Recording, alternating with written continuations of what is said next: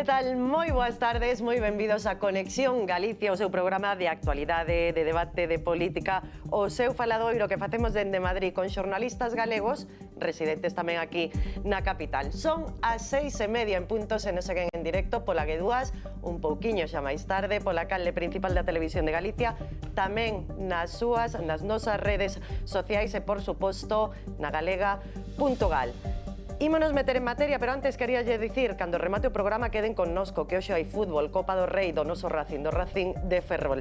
Deixo aí metida esa cuña e metémonos, sí, agora en materia, porque temos por diante unha semana pois moi agardada no político e no judicial. Hoxe martes, véspera dunha cita ben importante con dous nomes propios no Tribunal Supremo, unha cita a dúas persoas que coñecen e moi ben as contas do Partido Socialista. Celia Rodríguez, xa saben, ese nome que figuraba nos sobres, nos cartos en efectivo que lle daban a Ábalos e a Coldo, e tamén Mariano Moreno, ex-xerente do Partido Socialista. De todo isto e de moito máis falaremos cos nosos convidados, con Aida Bao, xornalista de la cadena SER. Que tal, María? Boas tardes. Boas tardes, como estás? Moi ben. Ben, expectante ante esta semana? Bueno, é que ao final xa son todas, non? Cada semana unha aventura, como di outro.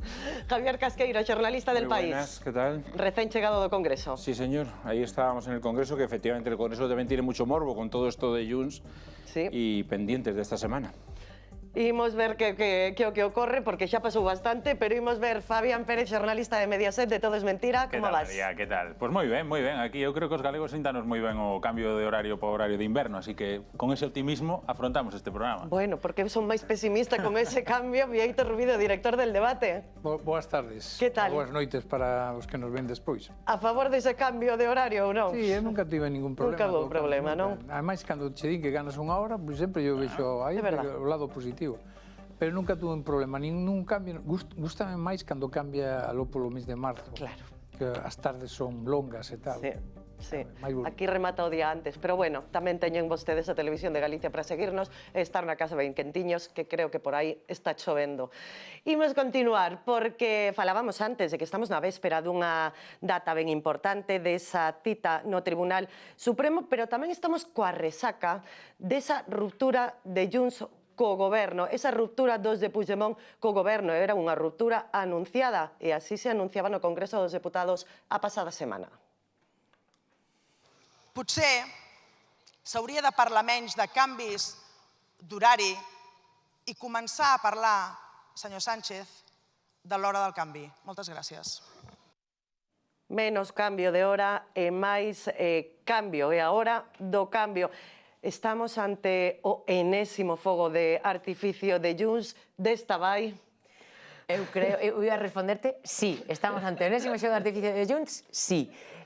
A ver, sabes o que pasa, María? Que eu realmente creo que xa, despois dos antecedentes que ten Junts per Cat, a verdadeira ruptura é unha moción de censura.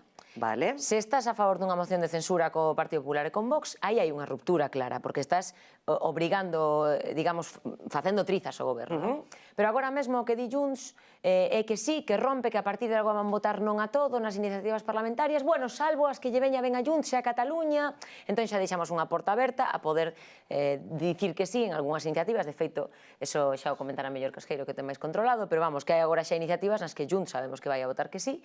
E despois chamame a atención que, por exemplo, o Xeturul pola mañá xa dixo que, bueno, que lle preguntaban con ir co Partido Popular cunha moción de censura e dicía onde imos ir nós cun partido que non favorece o recoñecemento das linguas oficiais. Bueno, pero non se negou... Non, dende logo que non, pero por que non? é xogo de Junts, non? O que pasa que o que si din claramente é que unha moción de censura non, agora mesmo non a teñen en riba da mesa, non?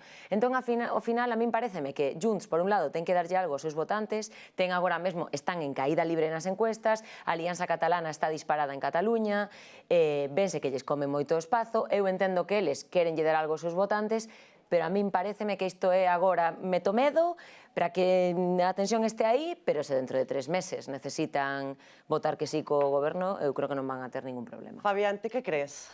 A ver, eu partindo da base con todos os respetos de que o nacionalismo é unha utopía dentro do Estado español e que aquelas persecucións políticas que perseguen partidos como Junts saben perfectamente eles mesmos que non se poden realizar, todo o demais son fogos de artificio. Comparto a vosa expresión. Está moi ben dicir que vamos a votar que non a partir de agora, pero no momento no que introduces matices, no momento no que non eres tremendamente claro, si seguimos a pregunta que teñen que responder as bases, está de acordo con a proposta, ollo, da dirección, que quede claro que a proposta fai a dirección, de dar por finalizado o acordo de investidura, o PSOE xa está investido, ante os reiterados incumplimentos dos compromisos, os compromisos son como os principios para Groucho Marx, se non lles gustan estes, temos outros, entón, cando nos veña ben, aí estaremos para votar, porque Junts ten un problema interno en Cataluña. Eles intentan facerse ver como o partido a dereita, hexemónica catalana, o partido mayoritario dos catalanes ou catalanista, pero claro, estánlle comendo a tostada porque quizás priorizou unha serie de discursos que non teñen que ver coa súa axenda propia, coa súa axenda catalana. E entón, Alianza Catalana, vemos que pasa de 0 escanos no CEO, que para min é bastante máis biblia que o CIS, a nivel sobre todo catalán, a 10, 11 escanos nunhas supostas eleccións autonómicas. Claro, ante este panorama, Junts non pode dicir eu non vou a participar da política no Congreso dos Deputados, porque eso sería autocondearse a irrelevancia. Cando haxa que asomará a patita. Dende logo sería unha sorpresa que a militancia respondera que non quere romper co goberno, iso entendo que non vai pasar, pero Casqueiro, crees tamén que hai que tomar a broma este aviso? Hombre, a broma no. Ahora, que vaya a pasar algo que no haya estado pasando en los últimos meses, pues tampoco, ¿no? Yo, tú decías, soy corresponsal parlamentario del País, llevo muchos años allí, y te puedo decir que esto que ha pasado y que están anunciando es lo que lleva pasando toda la legislatura, ni más ni menos. En números es verdad que poco, pero los avisos, los órdagos, hasta aquí hemos llegado, son recurrentes y además coinciden cuando le interesa a Puigdemont por algún tipo de circunstancia, o judicial, o porque no ha salido una negociación concreta, ¿no? Ayer me puse a hacer recuento y ha habido más o menos casi 1.200 votaciones en esta legislatura y Junts se ha desmarcado en 22. Eso es lo que ha pasado. 1.222. Luego es verdad que algunas de ellas han sido más que simbólicas. Estoy pensando en aquella el tema de los impuestos a las energéticas y a las grandes multinacionales, la última, la de la reducción de la jornada laboral. O sea, ellos aprovechan para esas pocas que tengan mucha resonancia mediática, que es un poco lo que ha pasado con este ratón que se ha parido en Perpiñán el otro día, ¿no? ¿Y qué es lo que va a pasar en el futuro? Hoy mismo, en esta tarde, ha habido una proposición de ley del Partido Socialista muy simbólica sobre el aparcamiento para los discapacitados y Junts la va a apoyar. Entonces ellos argumentan que todo lo que venga bien para Cataluña o tenga sentido común, y ahí quien decide qué es lo que tiene sentido común o no, pues lo apoyarán. Pues eso es lo que va a seguir sucediendo. Y ni se ha planteado un adelanto electoral, ni se ha planteado una moción de censura, ni se va a plantear, porque a Junts la verdad es que no le viene nada bien eso. Entón seguimos como estamos, Bieito? Sí, eu creo que sí. Vamos, eu tamén coincido que non vai pasar nada, que aquí o problema é que Puigdemont é un persoeiro xa en decadencia, eu creo que nunha fase terminal, por decirlo de alguma maneira, van pasando os anos e non se amaña nada do que el plantexou. Por outra banda, Junts tamén é un partido que agora mesmo ten un problema moi serio. Non esquezamos que, estive mirando agora, Junts tan solo tivo 392.000 votos nunha comunidade de 7 millóns. É dicir, en realidad, axúdalle o sistema electoral español que prima a dúas provincias, basicamente a 3, salvo a Barcelona, Lérida, Gerona e Tarragona, son 3 provincias con moi poucos habitantes, pero que, como lle pasa un pouco a Ourense ou a Lugo, pois salen bonificadas, non? Pero en realidad ten moi pouco apoio. Agora saleulle pola extrema dereita, eles xa son bastante moitos aspectos, e aí coincido co tema nacionalista, un plantexamento de extrema dereita dende a Segunda Guerra Mundial ata hoxe, é un concepto nos manuales de ideas políticas, é un concepto de extrema dereita. Agora saleulle máis á extrema dereita un partido que se chama Alianza por Cataluña, da señora Orriols, a mí pareceme que despois está gobernando a Generalitat o PSC co apoio de Esquerra, en realidad Junts agora mesmo non é nada, foron no todo e agora non son nada. Entonces aí está o problema que teñen, non? Eu creo que non van facer nada, e lóxicamente o PP, eu creo que sería un erro do PP entenderse con Achegarse. Junts. Eu creo que agora mesmo, neste momento, nesta coyuntura, non ten nada que ganar e moito que perder. Por exemplo, entón, estaríamos falando nin un achegamento por parte do PP, nin eleccións anticipadas, nin moción de censura, por irnos o día de hoxe. O Consello de Ministros aprobou a lei de axuizamento criminal de Bolaños, tampouco esta conta cos apoios e tampouco se agardan os de Junts, non? Bueno, sí, de todas maneiras, eu non daría por feito que, recollendo un pouco o que dicía Bieito, eu non daría por feito que o Partido Popular, quero dicir, eu creo que agora mesmo que está marcando paso un pouco é Puigdemont. Se saíse agora o noso amigo Carlas e dixera, veña, pois apoiamos unha moción de censura, eu creo que aí o Partido Popular, vamos, de cabeza. Sí? Home, con Vox e co PP, se saís adiante unha moción Son de censura... escépticos por esta banda, non? É que, claro, que pasa o día despois? Porque unha moción de censura... Pero a pregunta é, vos credes que non aceptarían o apoio de Junts? Sí, home, sí. Pero quen tiña que ser o candidato? Claro. Home, eu entendo que eles terían que aceptar que fora Feijóo. Junts non aceptaría que fora Feijóo. Sí, pero que non Que eles papel non, xogaría porque Vox nese hipotético novo goberno? tería tempo A despois de acusación popular decir. no suizo do Prusés. Nin vos quere apoiar unha moción de censura, xo dixo, nin iría unha moción de censura con Junts. Bueno, Vox o que nin dixo Junts. foi que lle parecía propaganda de Junts, pero que se de verdade se plantexaba que entón falaban. O que pasa que non o creen, igual que a nós. Está ben que xuguemos aos supostos. A política... Pero que a min parece que non se vai dar. Vamos a ver, xo dixo... Puigdemont dixo a Sánchez estáse acabando a súa hora, pero o reloj non ten nin horas.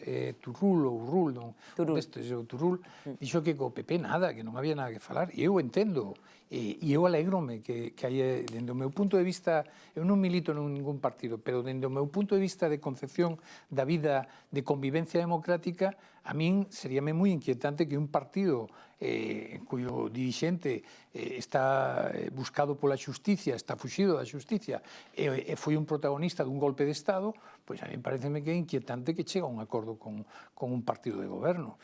Aló cada un, porque a historia, nos creemos sempre que o noso tempo é o tempo máis importante da historia, pero xa veremos cando pasen os anos como se vai a analizar este tempo, non? Pois entón parece que seguiremos igual. Entendo que tamén seguirán sin aprobar os presupostos ou sin apoiar as contas. Hoxe mesmo dicía Pilar Alegría, ata en 3 ocasións despois na rolda de prensa do posterior ao Consello de Ministros, seguimos suando a camiseta. E ata, creo que foi Fernando Gea que lle dixo, pero canto van a estar suando a camiseta que tanto tempo hai que agardar para presentar esas contas, non?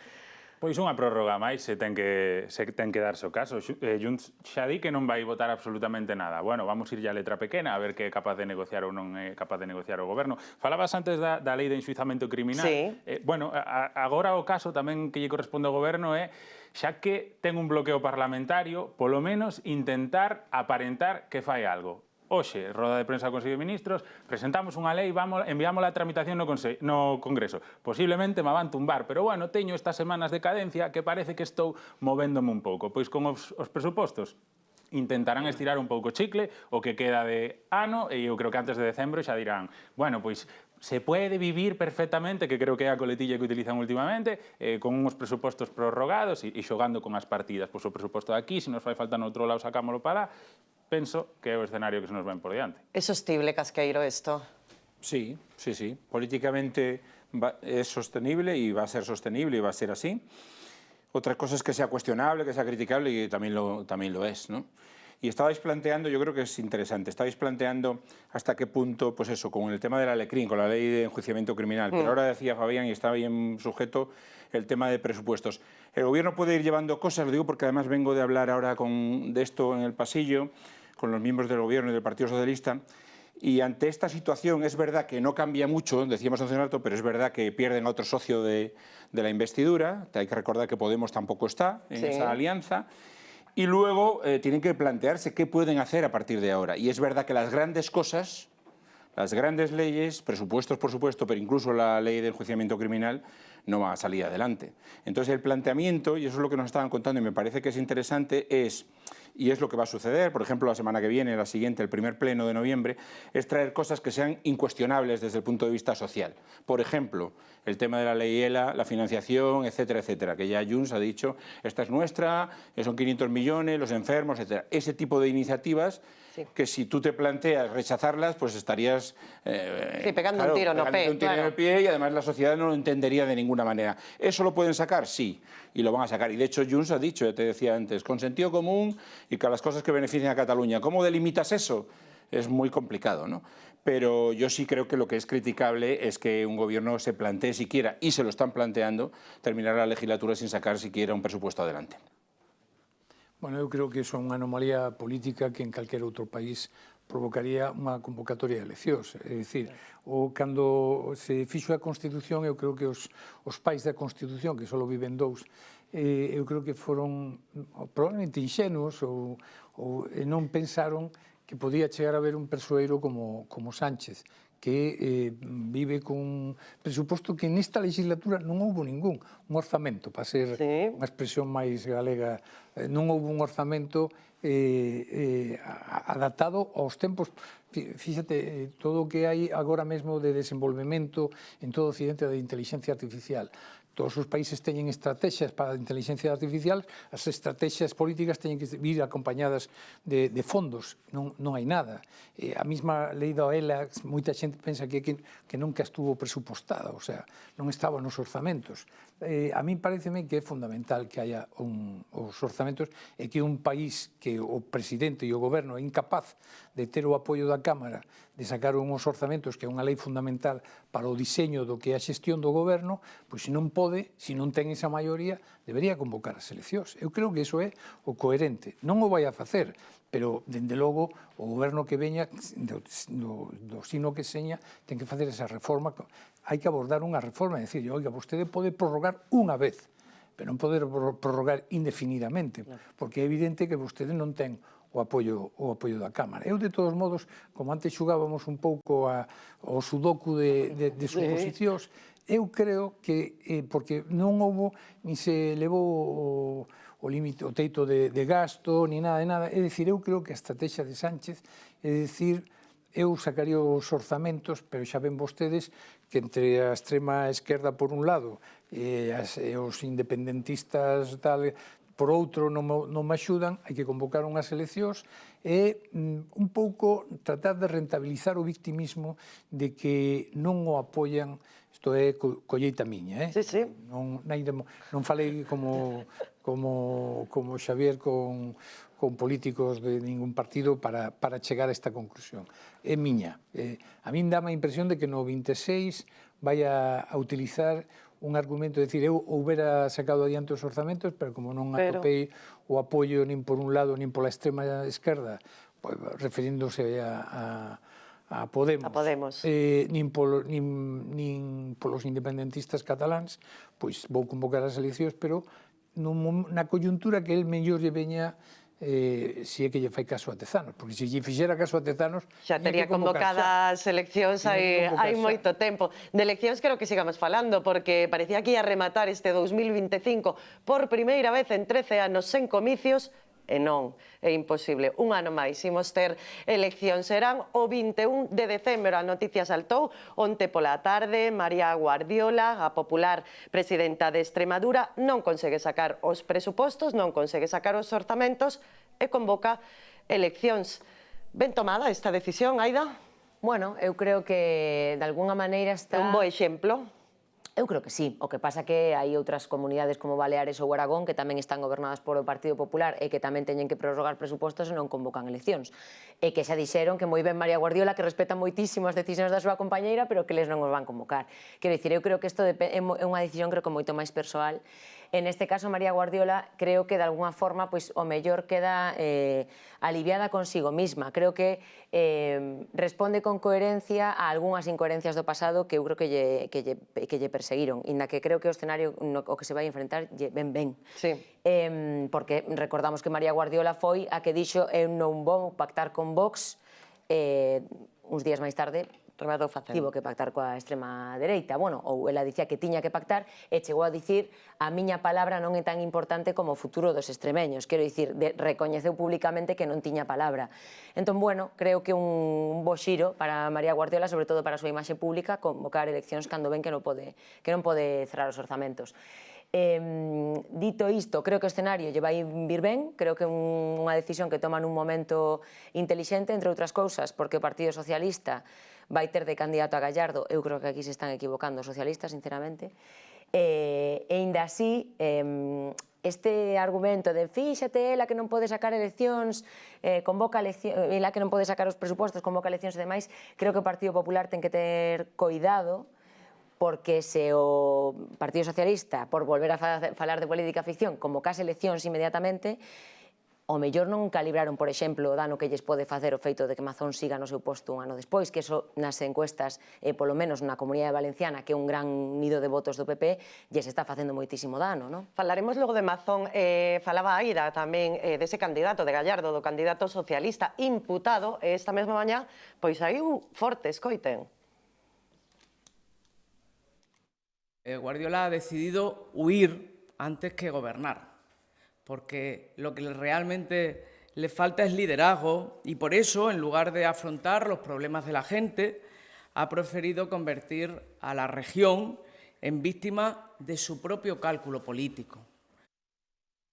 Di que lle falta liderazgo o Partido Popular en Extremadura cando o Partido Socialista ata hai poucas horas estaba pensando se quedaba con este candidato imputado ou non.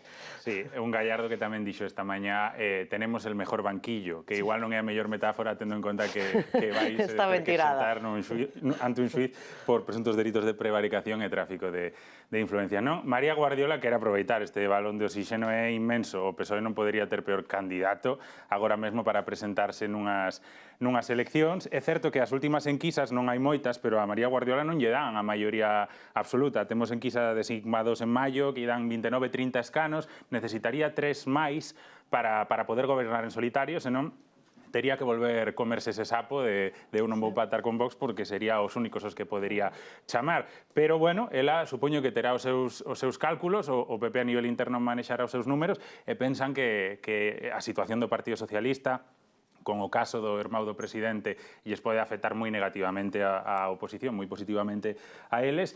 Veremos a ver en que remata todo isto. Deume antes por mirar sobre eleccións anticipadas, o 81% de eleccións anticipadas rematan en resultado negativo para quen as convoca. Creo que o dixera Vieito hai unhas semanas, verdad? Este dato, sí. É así, me parece, non? Sí.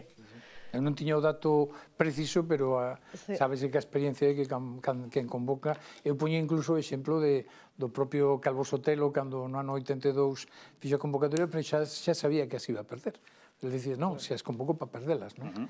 Pero eu quería decir unha cousa con respecto ao que dicía Gallardo. Gallardo é un persoeiro, é curioso o pouco que cree na democracia, non? Porque, é dicir, darlle a oportunidade á sociedade de falar non é fuxir, é darlle a oportunidade aos cidadáns que falen.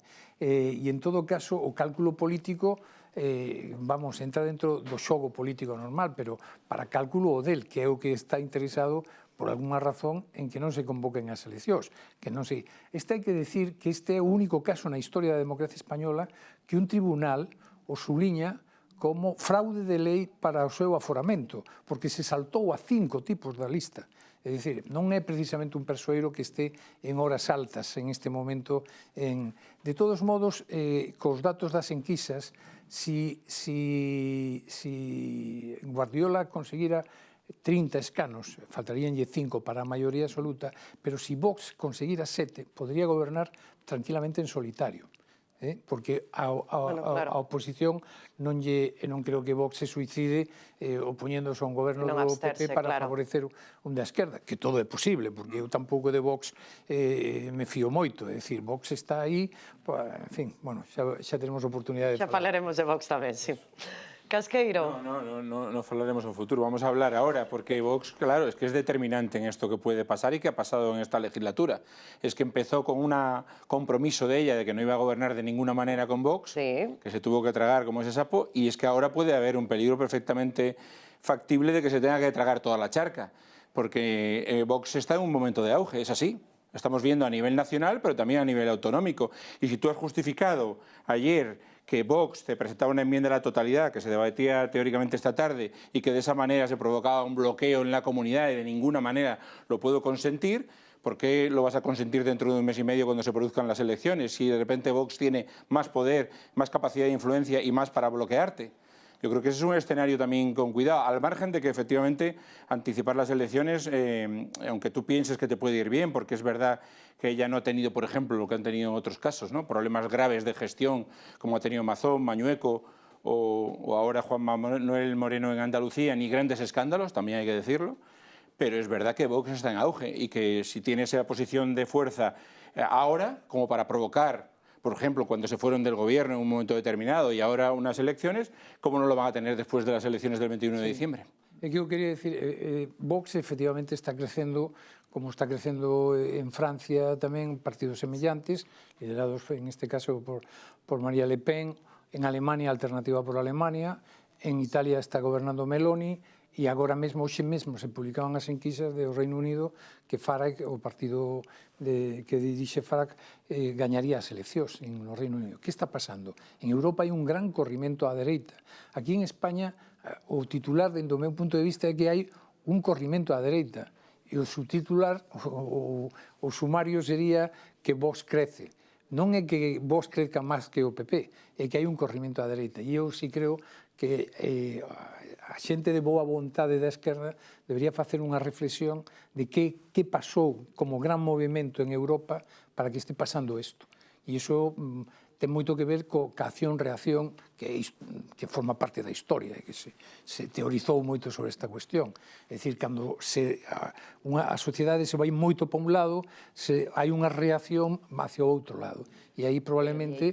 Aí tamén terá que facer, eu estou de acordo en que a esquerda ten moito que reflexionar, pero a dereita tamén ten moito que reflexionar cando a ultradereita lle está comendo tanto a tostada, como decía o compañeiro, non? Quer dicir que aí a reflexión tamén ten que ser exactamente o centro moderado, ten que facer tanto dun lado como por outro, pero en España o que pasou é que o centro moderado de esquerda abrazou máis as tesis da extrema esquerda. É dicir, é curioso que, claro, só hai que escoitar os vellos socialdemócratas do PSOE, o que din, non? Pero unha cousa é como eres cando gobernas, outra como envelleces. O catálogo de todo o que din, non?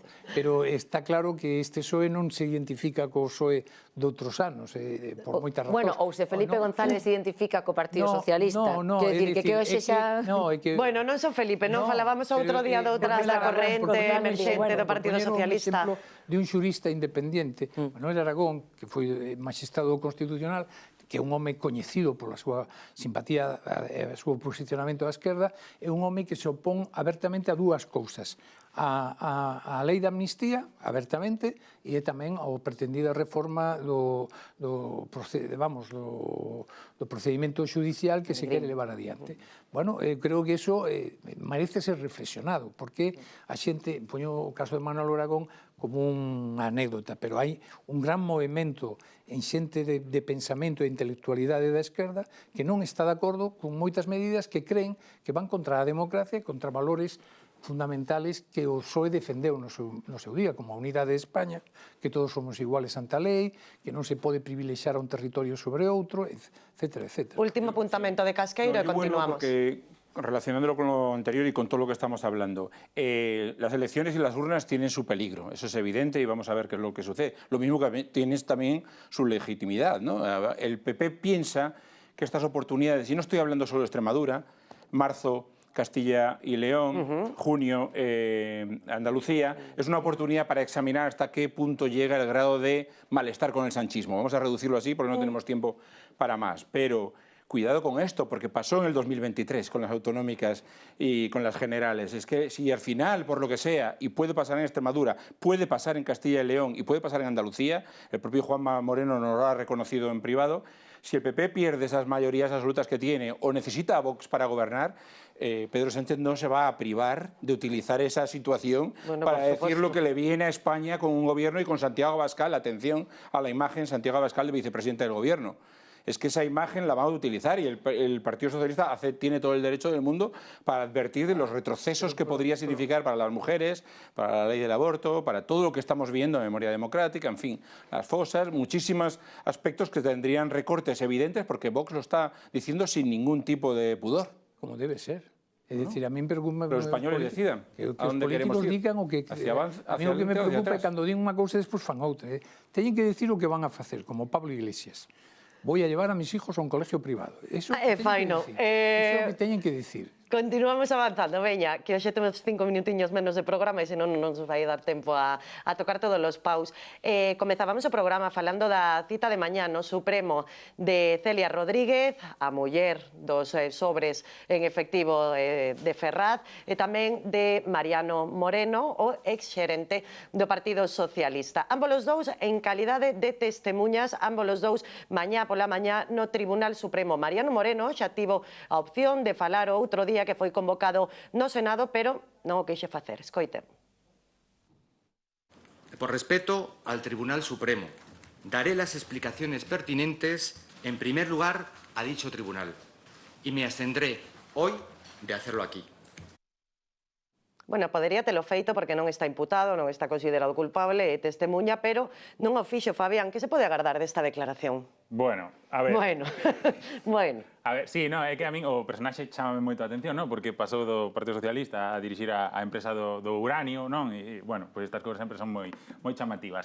É unha declaración que ven despois de que hoxe o Partido Socialista remitise un escrito ao Tribunal Supremo. Sí, aquí teño todo escrito do Partido Socialista, son 54 folios, se non me xa ven vostedes que hai pois entidades bancarias e logos de todos os pagamentos, non? Sí, exactamente. E, bueno, Mariano Moreno é a persoa que pode falar pois con todas as letras de todo o que se ve neses papéis, porque era a persoa que, digamos, estaba encargada un pouco da caixa no momento no que José Luis Ábalos era secretario de organización do PSOE. El deberá explicar moitas preguntas que agardo que lle faga o xuíz Leopoldo Puente, porque eu hoxe lendo esa documentación remitida, o Partido Socialista insiste en que está todo acreditado, está todo taxado, que o procedimento era blanco, inmaculado e impoluto, e aportan unha serie de xustificantes bancarios que é verdade, falta moito detalle, porque está moi ben dicir, pois eu saquei do banco 20.000 euros e repartinos. Pero que hai 1 millón de euros en efectivo. Sí, en 7 anos, que máis ou menos son 4 anos nos que Ábalos sería o secretario de organización, 3 Santos Cerdán,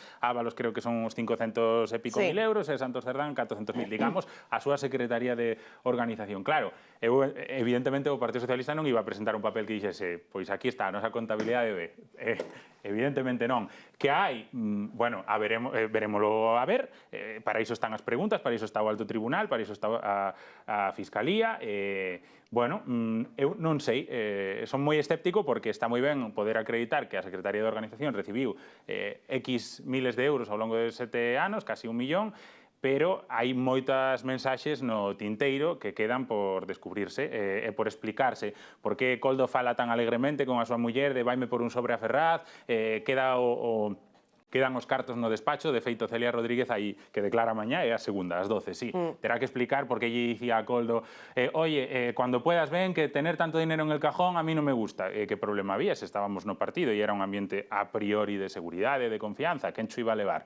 Bueno, son moitas preguntas que estou agardando coñecer as respostas. A mí o que me chama a atención destes documentos que o que tentan probar é que non houbo un financiamento regular nin desaxustes, é ese 1 millón de euros en efectivo. Si é certo que durante 7 anos, pero é unha cantidade moi elevada, e logo hai uns 627.000 euros que van ao equipo de Ábalos. Bueno, eu sen creo especificar, non? Claro, é que aquí depende moitísimo da subxetividade coa que valoremos o escenario, non? Porque hoxe estou por facer política ficción, é o que me tocou. Bueno, pero é o que toca nesta época tamén. Se temos dous escenarios, un escenario no que o Partido Socialista en connivencia con Coldo e con Ábalos está financiando irregularmente o partido, está utilizando diñeiro de forma irregular, funcionaría. Pero que se imaginamos un escenario no que o Partido Socialista está facendo liquidacións de gastos e digamos, confiando nunha persoa que agora, polas probas que van saindo á luz, todo pinta que son presuntos culpables, Claro, tamén funciona. O Partido Socialista, eu creo que aquí a clave está, e o que levamos moitísimo escoitando xa estas últimas semanas, é en se realmente as instancias judiciais son capaces de vincular o Partido Socialista con financiamento irregular. Porque que Coldo, que Ábalos e que Cerdán tiñan presuntas actividades irregulares non sorprenda a ninguén, máis que nada polas conversas escoitadas e demais, non? Aquí a clave está en se efectivamente o PSOE sabía desas actividades ou non. Eu entendo que o Partido Socialista, cando entrega no Tribunal Supremo unha documentación, é porque creen que ten suficientemente amarrado e que de alguna forma demostran algo. Digo porque moitas veces entregar unha documentación pode xerar o efecto contrario, porque se ti entregas unha documentación que non demostra o que ti dis que demostra, o mellor o que faz é incrementar todavía máis as sospeitas, non? Neste caso, a min, home, eu non sei exactamente o que gastan os partidos políticos, pero en case 8 anos, 1 millón de euros, creo que son 900 e pico mil. En efectivo? Sí, en efectivo, creo que ningún, o que di o noso compañero Pedro Jiménez Asere, que o que lle din a él é que todo estaba como máximo en billetes de 50 euros. Sí, que non había de 500, pero bueno, da igual. Sí, quero dicir, sí, claro, perfectamente. Estamos falando de 1 millón de euros. Que digamos que entendo que estaría dentro do protocolo coefectivo dentro do Partido Socialista, non? Vamos a ver, se dividimos 900 e pico mil entre 8 anos, pois queda 140.000 euros, non chega a 200.000 euros. Pois non sei, o mellor ten sentido. Eu a verdade é que non sei que é o normal dentro dun partido a nivel nacional, pero non me parecería tan raro tendo en conta a cantidad de cargos, de comidas, de viaxes, de desplazamientos. Además, no estamos hablando de... Lo digo porque no es cuestión de imaginar, es cuestión de lo que hay. Lo otro, ese escenario que tú dices no está demostrado, no está en ningún lado, no está en ninguna resolución judicial, y esto lo que vienen a explicarnos, y nos lo han detallado varios medios de comunicación, es que como había una sospecha por parte del juez y por parte incluso de los medios de comunicación de que había un descuadre de dinero, lo que han hecho es decir, sin que me lo reclame la Judicatura, es decir, voy a contarle cuál es la situación de la Secretaría de Organización del PSOE. ¿Y por qué digo lo de la Secretaría? Porque nos estamos centrando, y es verdad que suena, no, Ábalos, y algunos ya meten, no, Ábalos y Cerdán se gastaron en 7 años casi 1 millón de euros. No, la Secretaría de Organización, dirigida por estos señores, que tiene más personajes, no son solo ellos. Lo que ha explicado el Partido Socialista, y hay muchísimas campañas, muchos dirigentes del Partido Socialista y de la Secretaría de Organización que van por España, que van a los distintos territorios, que participan en campañas electorales, en actos, en comidas, en mítines, en todo tipo de actos, y que se hayan gastado 1 millón en 7 años, todos esos componentes, que es lo que precisan hoy en eso escrito, por ahora no tiene más justificación que se lo han gastado en actos electorales y en actos de partido. Habrá que demostrar lo contrario en este país. Vieito? Estou de acordo que o teñen que demostrar. O feito é que hai unha señora que se chama Carmen Pano que dixo que entregara 90.000 euros en billetes e a máis ratificou. Está o Tribunal de Contas que non ten contabilizado ese 1 millón de euros. E eu o que creo é que hai unha gran hipocresía por parte de todos os partidos. Agora toca yo o PSOE, no seu día o PP, antes habíalle tocado o PSOE, é dicir, van alternándose. E, por suposto, se lle mete a lupa a Podemos e ou a Vox, por suposto que están igual. É dicir, cométense moitas irregularidades, porque non se aborda unha reforma da lei de financiamento dos partidos políticos en profundidade, donde sexa con claridade que quen dona diñeiro é legal, como o fan en moitos outros países. Oiga, mire, hai señores que lle dan, de feito, hai empresarios que lle dan a este outro, por ir a Galicia, o PP, o PSOE e o Bloque, para que por si acaso que naide me diga nada. É dicir, pero que se faga con claridade, que se aborde unha reforma en profundidade, e que é como o tema das xestións, que se aborde unha lei de lobbies, como hai en todas partes, e que poida teña a capacidade de facer xestións en favor dunha empresa ou dun movimento, do que sexa, que este registrado, un registro de lobbies. É dicir, España ten pendiente moitas reformas, e unha delas é, sin dúbida algunhas reformas que daríanlle moita máis transparencia a que agora sempre envolvemos con corrupción.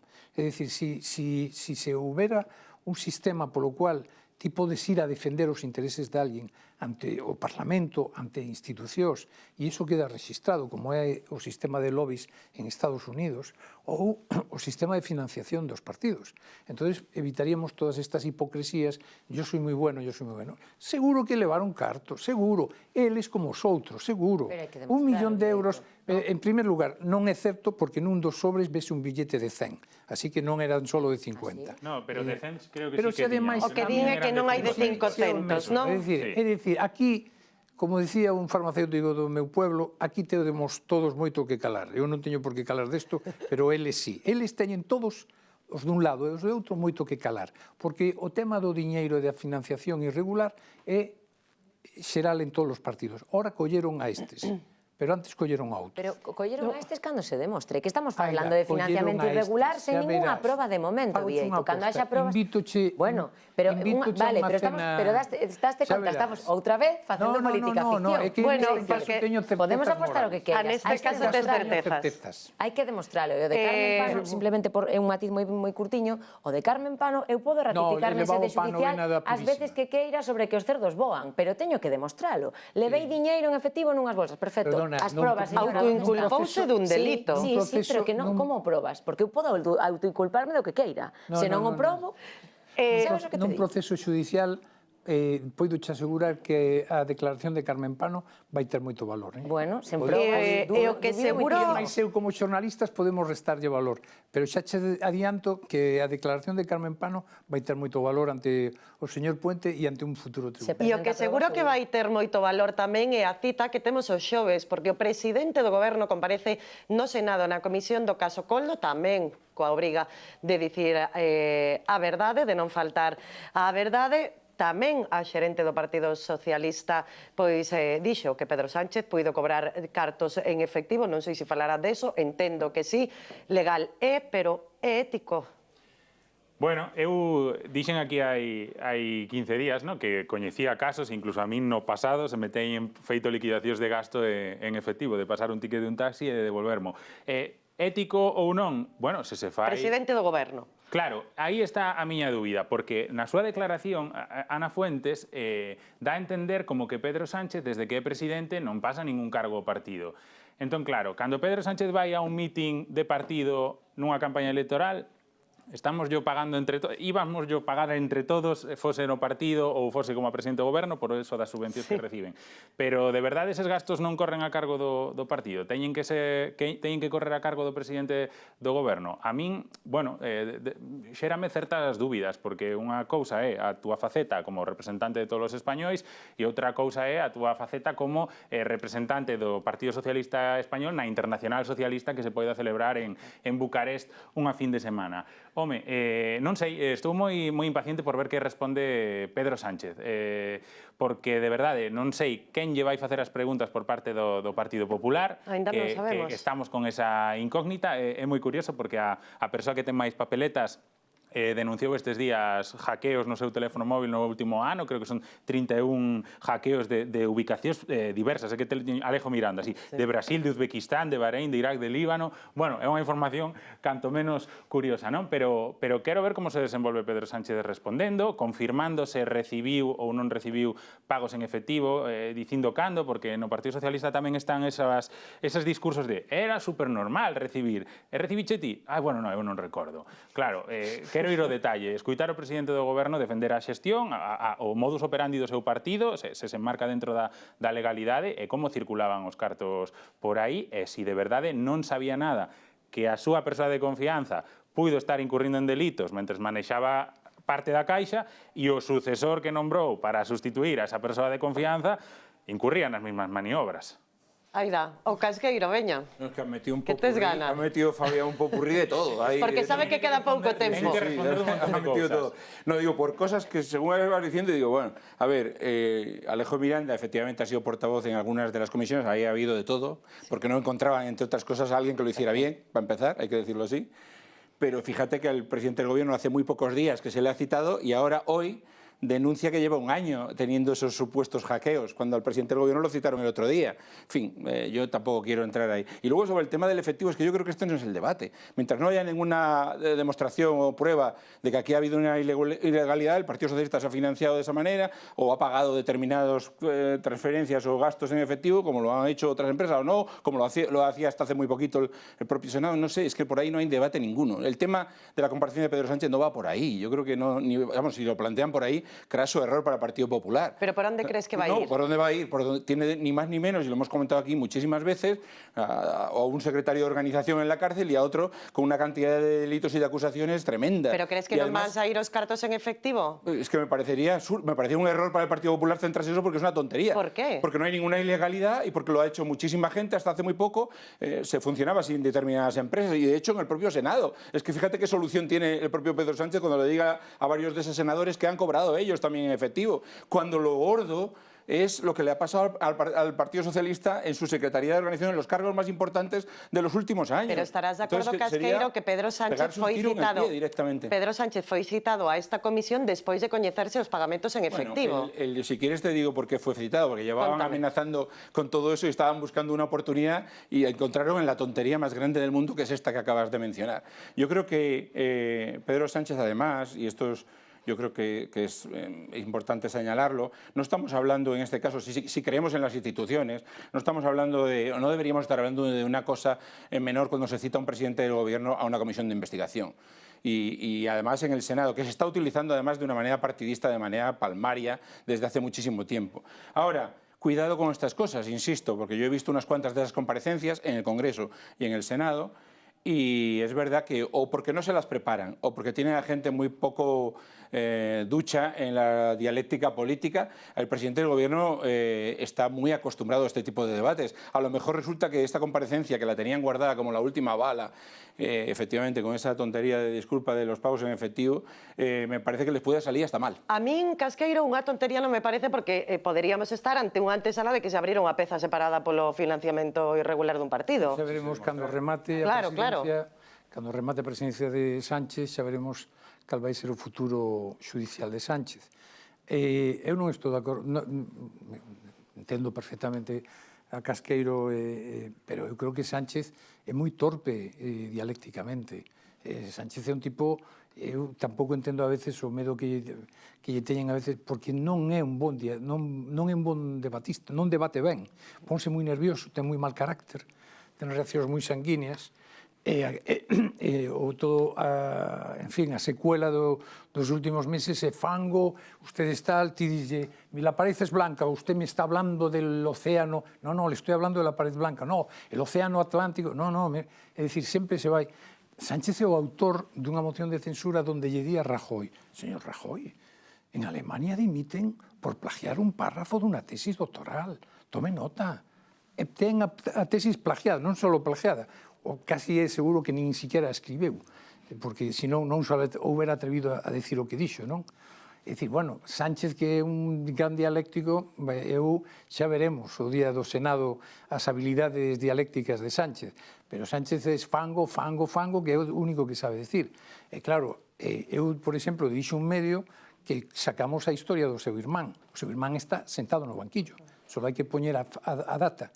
Entonces, nunha democracia hai que empezar a ter un pouco de respeto a quenes fan o traballo, xa sean os xuíces ou os xornalistas, e deixarse de insultar, descalificar, que é a característica do PSOE dos últimos meses, vamos, dos últimos anos. Sempre insultando os xuíces, insultando aos xornalistas que fixemos un traballo e que demostramos que era certo, e outras moitas cousas. E eu non lle arrindo a ganancia ao señor Sánchez nos vindeiros anos. A ver, por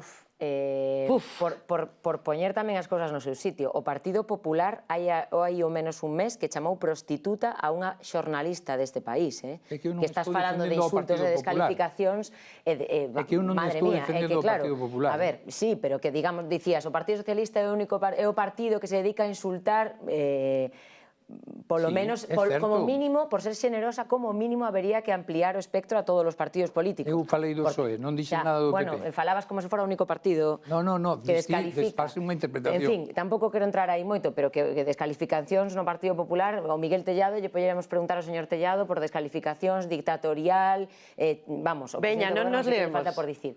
Con respecto á comparecencia no Senado, eu comparto bastante a tesis de Casqueiro de que o presidente Sánchez, eu non estou de acordo con Bieito, creo que sí ten capacidade dialéctica, creo que nas sesións de control con Alberto Núñez Feijóo, que ten bastante máis capacidade dialéctica que moitos dos que lle poden preguntar nesa comparecencia no Senado, moitas veces resolve as cousas moi fácil e moi rápido.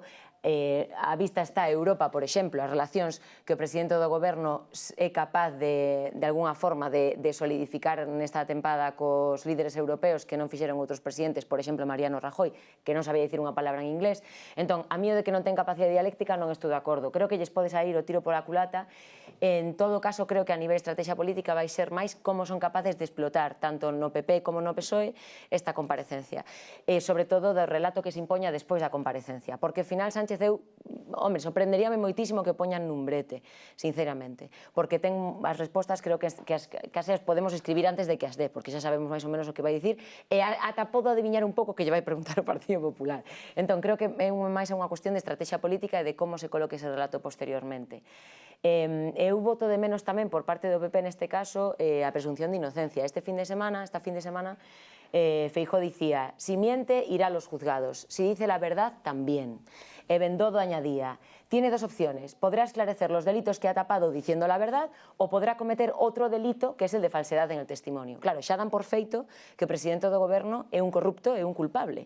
E aquí non se ten demostrado nada todavía. Entón, chamame moitísimo a atención que un partido que aspira a gobernar España de novo dé por feito que o presidente do goberno é unha persoa corrupta cando de momento non hai ningunha proba. Eu estou de acordo contigo. E logo Fabián tamén quería no tema engadir. da presunción de inocencia, que foi xustamente a que non tiveron eles con Paco Camps, que tivo 10 xuicios e foi absolto en todos. E a presunción, unha vez Pepe Blanco dixo a min, recoñezo que nos portamos mal con Camps porque non lle recoñecemos a presunción de inocencia.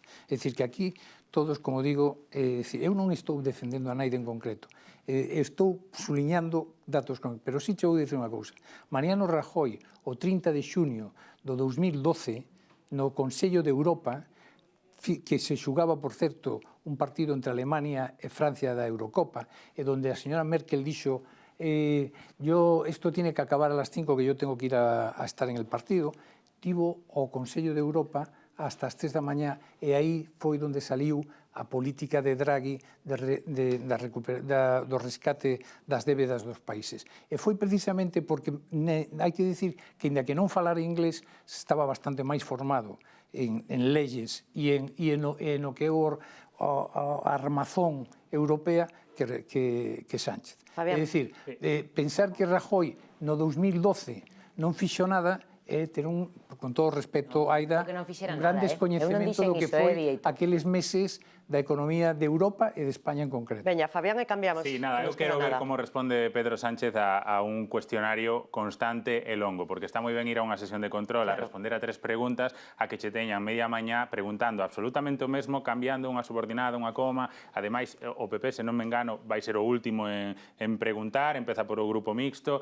Entón, claro, Pedro Sánchez, de feito, hai unha semana, despois do Consello Europeo, amosounos como se comporta cando está canso. E ese, ya tenéis el titular. O sea, hai aí un impas a esa visceralidade, digámoslo así finamente, que quero ver por onde sae no Senado xoves, e creo que aí é onde se pode agarrar, si o fai ben, a oposición ao que responde neste momento. Control, aí ha habido una decena ou máis de comparecencias monográficas que han durado horas en el Congreso de los Diputados de todo tipo de temas. Formato pregunta-respuesta, pregunta-respuesta. María, solo porque... Pero moi rapidiño, Casqueiro. Si es una provocación que le voy a hacer a Viento. No, non provoques máis, que nos quedan 2 minutos. Es una provocación divertida, hombre. Es sobre Mariano Rajoy, porque me gusta que haya apelado a Mariano Rajoy, y especialmente en el tema del caso Camps, porque fue Mariano Rajoy el que envió a Trillo para cargarse a Camps.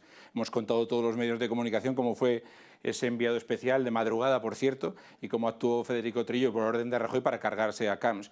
Y luego, sobre las soluciones, que yo he publicado numerosas informaciones sobre el caso de los trajes de Camps, que efectivamente el jurado decidió por 5-4 absolverle, pero en ese mismo juicio, el secretario general del partido en la Comunidad Valenciana, que era Ricardo Costa, el vicepresidente de Paco Camps y varios consejeros se reconocieron culpables del caso. Vale, quédanos menos de 2 minutos. Fiscal Xeral do Estado, antes do vindeiro Conexión Galicia comezará ese xuizo. Que agardamos disto en 10 segundos, por favor? Del fiscal general non soy capaz de vaticinar lo que pode pasar. Vale. É moi complicado. Eu apostas neste caso non vou facer, fago con outras, pero bueno, a verdade é que é difícil. María, é moi difícil, é que se agora che digo algo que eu sospeito e despois non sai, quedo fatal. Non son capaz de... Non me vou mollar, a ver se mollan eles. Que se molle Vieito, que xe está moi animado. Eu mollome dicindo que non teño. É dicir, eu doulle a independencia dos xuíces a probabilidade de que decidan unha cousa ou a outra. O sea, como diría Manquiña en Airbag, tanto te digo unha cosa como te digo Como te digo la outra. Fabián. Moi profesional. Non, que de aquí a unha semana teremos escuitado a fiscales, a parella de Isabel Díaz Ayuso e o seu xefe de gabinete. Serán as primeiras lecturas.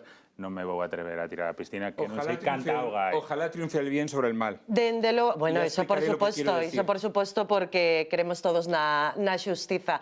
Quedamos en tempo, pero no vindeiro Conexión Galicia falaremos e moito do fiscal xeral do Estado, porque xa terá pasado un día dende o comezo dese xuizo. Despedímonos por aquí de Aida Bao, de Javier Casqueiro, moitísimas grazas. Despedímonos de Fabián Pérez e de Vieito Rubido, moitas grazas. Boas noites.